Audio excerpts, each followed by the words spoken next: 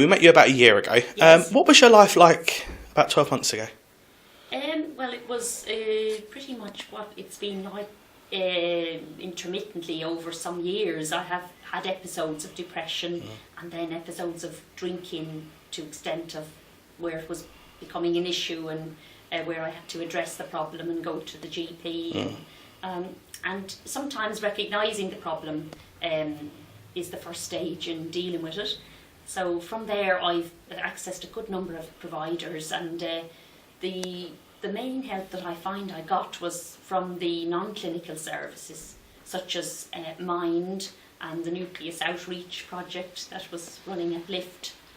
And from there I began to mix with other service users and attend such things as mental health first aid training and other issues to do with substance abuse.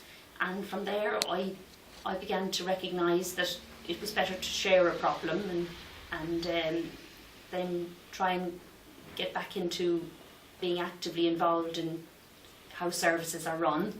And there are a number of groups in the borough that do that very well. I would have been consuming alcohol maybe knowing that it wasn't for me, because I finally found that out to my cost maybe 3 years ago when the problem escalated and where I was abusing alcohol so much that I wasn't able to function, or I wasn't able to attend a job or really socialise or do normal things. But I was aware that I had this anxiety underlying there, and I said that if I could address the alcohol issue, perhaps then that would help. And I went about getting help from Mind included and other groups in Brent, and it was took a long time to realise that abstinence was the best policy. And since last year I have come on a lot, partly through attending those outreach groups and never giving up. If I do sometimes lapse, at least I know that I've tried my best and I'm working on the programme. And managed to get into employment now part-time. Oh, fantastic. Which I quite enjoy, because it is part of my sort of development, I think, to get not just for employment, but even the volunteering that I've been doing a little bit with a group in Positive East, which helps people that are HIV positive. And you found these things yourself, or?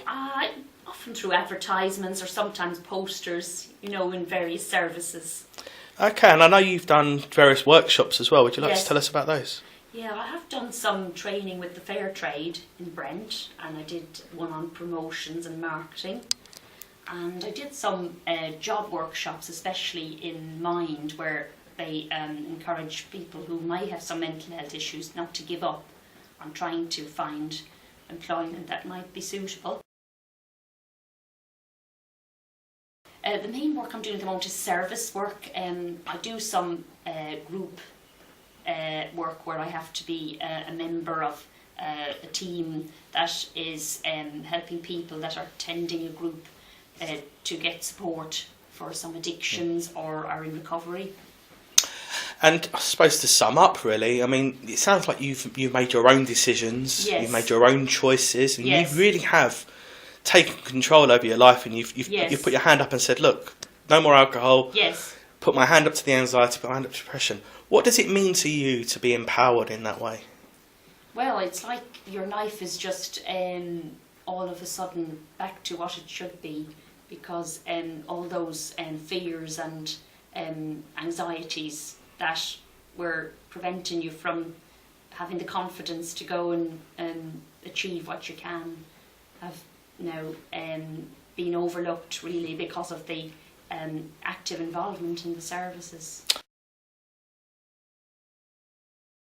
Well, I would try and be allowed to give my view, even though the professionals tend to have more knowledge, but I would be glad for them to also consider how the service users know best what suits them, and they should have a role in shaping the future.